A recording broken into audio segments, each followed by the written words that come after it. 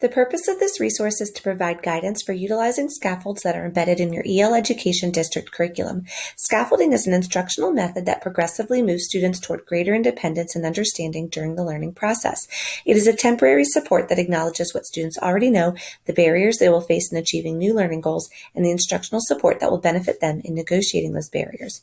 Throughout this learning opportunity, we'll focus on examples of scaffolds that already exist within EL Education lessons using Lesson 9 from Grade 3, Module 1, Unit 1.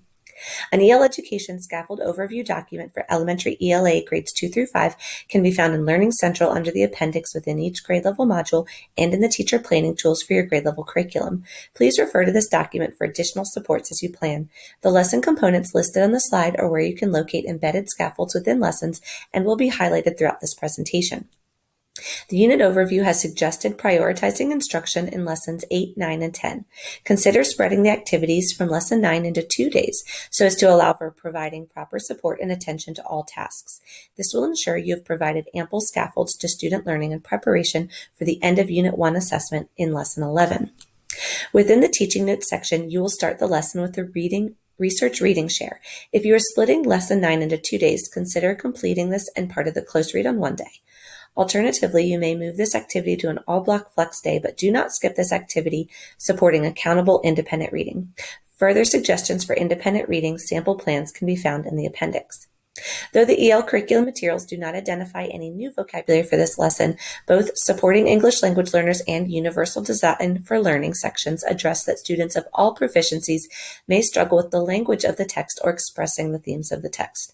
Consider opening the lesson with another read aloud of the whole book, using the same strategies used in Lesson 8 to model skills through Think Aloud, such as how to pause and check for understanding and making inferences.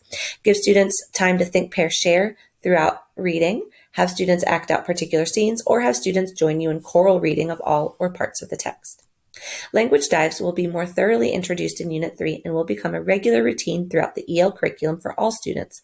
Both the Supporting English Language Learners and Meeting Students' Needs section refer to an optional language dive for ELL students only, but it is recommended to take the time to introduce this process to all students to help with word and sentence level comprehension.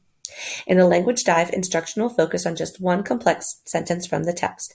You will review unfamiliar vocabulary and subject-predicate chunks from the end of Lesson 8 language dive, cueing students as necessary to discuss their understanding of each section and how the word because helps link two ideas together and deepen our understanding of the story. Throughout the language dive, be sure to give students think time to process answers and use illustrations as well as total physical response techniques to support comprehension. The close read in Lesson 9 is already chunked by pages to help support students in slowly rereading sections of text while answering selected response questions and completing their note catcher.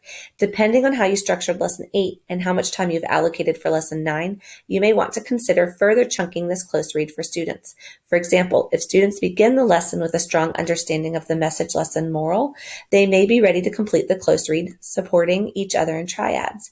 If students are in need of support in determining the message lesson moral after Lesson 8, consider grouping students strategically with peer leaders and with a teacher to have them work to complete just the note catcher on one day and just the selected response questions on another day. Alternatively, choose to direct triads when to move on to the next section of the close read, only after ensuring proper completion of each step. You may also consider providing sentence frames for individual students or groups based on demonstrated need so far in the unit. You want to be sure that students have a strong understanding of these skills in preparation for the end of Unit 1 assessment in Lesson 11, and also to be prepared for using these details in their short constructed response in Lesson 10. Extension learning opportunities include challenging students to write their own selected response questions based on the text. Scaffolding is an instructional method that progressively moves students toward greater independence and understanding during the learning process. Refer to the EL Education Scaffold Overview for grades 2 through 5 for additional resources that may provide further support when planning for and implementing instruction. As a reminder, additional resources and professional learning videos can be found in Learning Central under the appendix within each grade level module and in the teacher planning tools for your grade level curriculum.